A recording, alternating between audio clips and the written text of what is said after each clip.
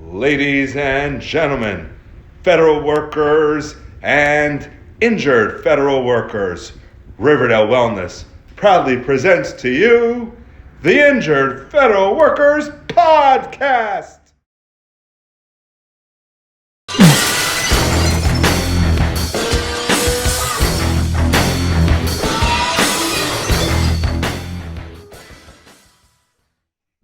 Good afternoon, everybody, and how are we today? Coming to you from the Riverdale Wellness Studios in Bronx, New York. Good afternoon, all. Here we go. Episode 3. We left off with a cliffhanger. What's the cliffhanger? The cliffhanger is stop, get evaluated, and get treated. Let's go right to my desktop, and I'm going to share my screen with you, okay?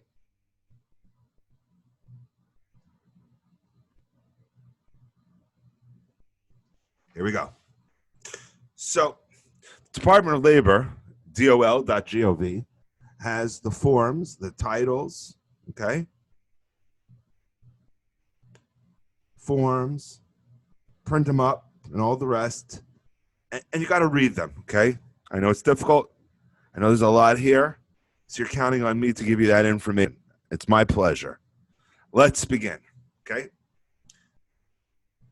Let's start off with what it says on a CA1. Okay. Let's go to the CA1. Employee data, that's you.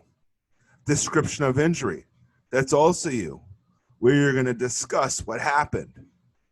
Okay.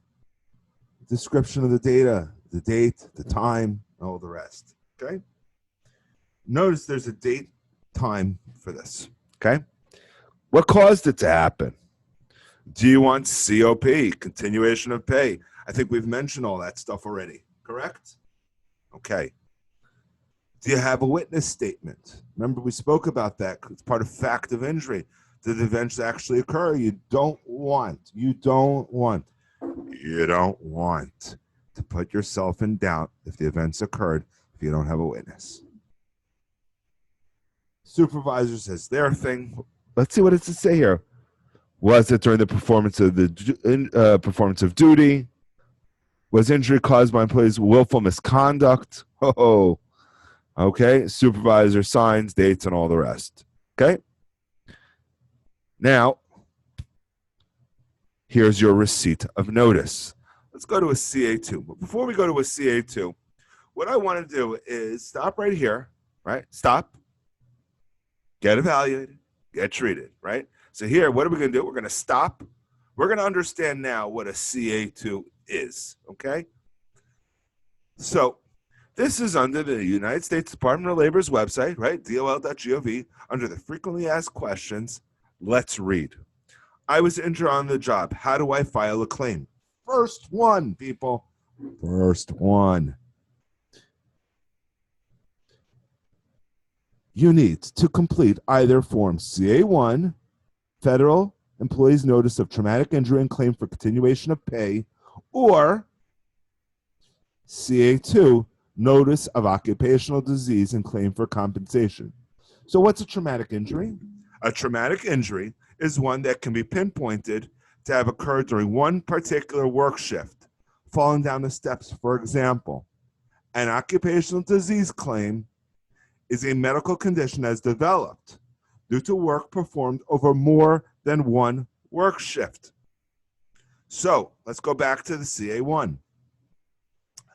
On the CA1, okay, come on, computer. There we go. There we go. It gives you the date and time. Okay. On a CA2, okay, all right, are we all paying attention? Employee data. Claim information. Is there a date and time? No. We're going to talk about 11 and 12 at another episode because this is not the place for the occupational disease claim. This is really, we're focusing on what happens when you have trauma in the workplace, okay? So I want to follow through the trauma in the workplace from beginning to end. Then we'll come back at a later episode and discuss an occupational disease claim. So 11 and 12 says you first became aware of the disease or illness, and date you first realized the disease or illness was caused or aggravated by your employment. Okay? We'll go through 14 and all the rest, 17 at another time. But there's no date or time, because why? It's an occupational disease claim. That means everyone, an occupational, as they described in their frequently asked questions, it says right here, both the CA1 and C2 are available on the forms page, so you can get them. But it says an occupational disease is one that is developed due to work activities performed over more than one work shift. Shift, not shit. Shift. So here we go. Ready? I'm going to give a scenario, and we're going to try to figure out, did this particular patient make a mistake? And does it make sense why I say stop, get evaluated, and get cleared? Ready, set, go. Person goes to work on Monday, is doing something, and feels that her lower back was aggravated, was hurt, was whatever term you want to use. Right now, it doesn't really matter, okay, by doing something on the job. She can either stop, get evaluated, and get cleared to go back to work, or she can continue working. So she continues to work. She continues to work the rest of Monday, goes home, thinks it's no big deal. Guess what? She takes a shower. She takes some Tylenol, Advil, Motrin, whatever. Say, it'll go away. It's no big deal. No big deal. Ready, set, goes to work Tuesday. Goes to work on Tuesday. Starts to work. Then says, holy, whatever. It's starting to become a big deal. My back is hurting me. It's really starting to hurt me. Now, she stops and gets evaluated. Okay, we stop right here at the story.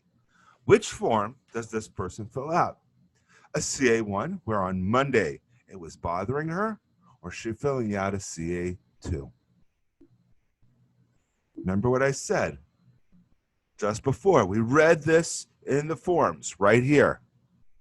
CA1 is traumatic injury in one particular work shift, like falling down the steps, for example, or an occupational disease claim, which is work activities performed over more than one work shift. Well, which one does this particular patient have to fill out? What do you think the answer is?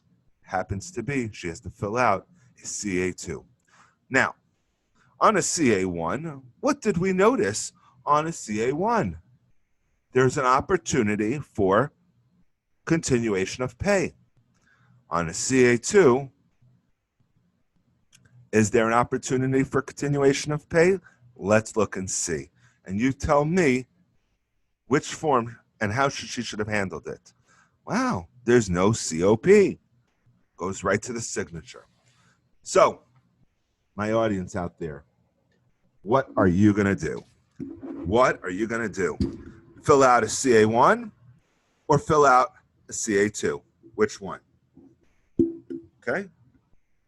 Any answers?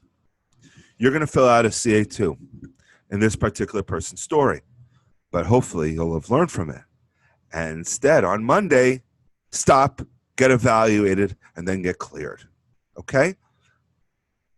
Being that we're on the topic of availability, okay, of the forms and what I just presented to you, I start off the workshop with the episode with all the forms that are out there. Take a look at Form 35, Evidence Required in Support of Claim for Occupational Disease. Okay. Everything is on the Department of Labor's website. And you all have to read it and know it. From the employee, what do you have to present? Okay? Wow, this is like a checklist. Give a detailed description. For instance, did you carry a lot of weights? How much did you walk? Give the history of the condition, the first awareness of the problem, include the description of all home treatment and professional care, as well as symptoms. Describe any prior similar problem, right? We'll understand that at a later date, what that means. Now you have to attach a medical report and include all that stuff that's here. Okay? Everything is available on the website. Everything's available on the internet. I'm asking all of you, okay, to do what? Stop, get evaluated, and get cleared, okay, right away. I'm telling you to file the forms properly. I'm telling you when an injury happens, what to do, when to do, and why to do it, okay? I hope today's episode was beneficial, and I hope we all can learn from it, and we'll be right back after these words from our sponsor. Are you a federal employee that's been injured on the job? This can be a very confusing and difficult time.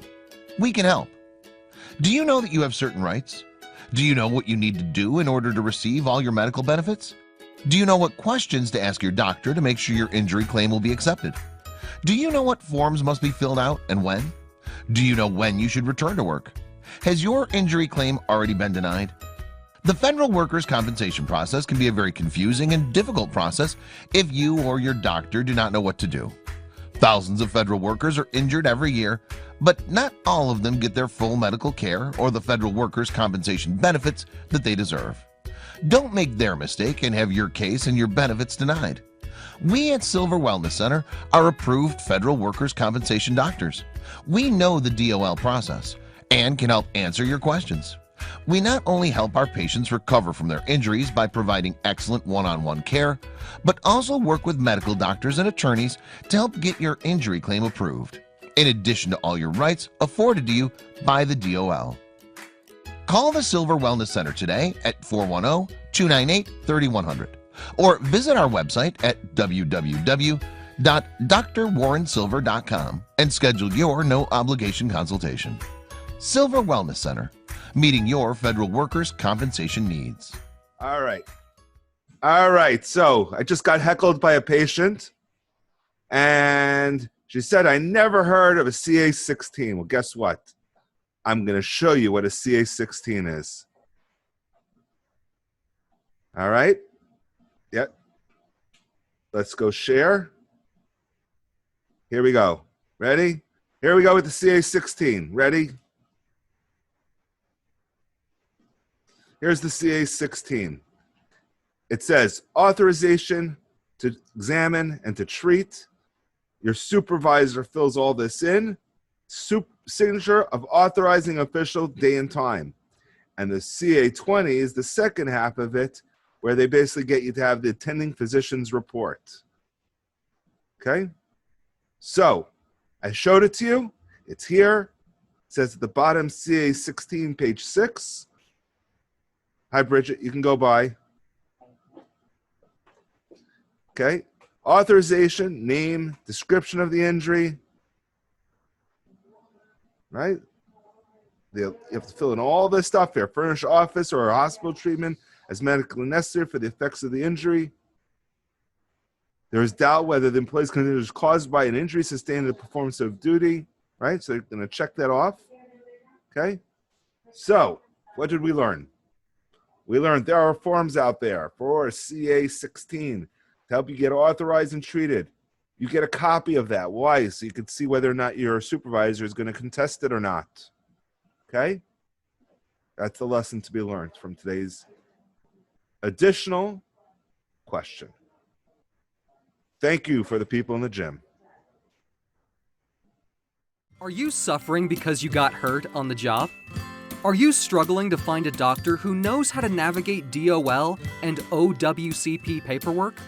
Are you aware that if your doctor does not fill out a CA17 and CA20, then you won't get paid for your time out of work? Please call 718-601-1540 to see if we can help you with the medical paperwork and recover from those injuries, as we have 2 decades worth of experience. And check out our Google reviews.